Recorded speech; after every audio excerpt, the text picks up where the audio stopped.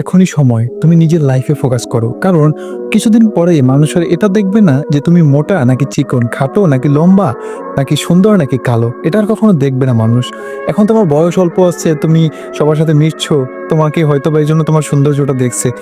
আর মাত্র সীমিত অল্প কিছুদিন পরেই মানুষ আর তোমার সৌন্দর্যটা দেখবে না, দেখবে তোমার অর্থ সম্পদ, তোমার টাকা, তোমার কেরিয়ার, তোমার সাফল্য।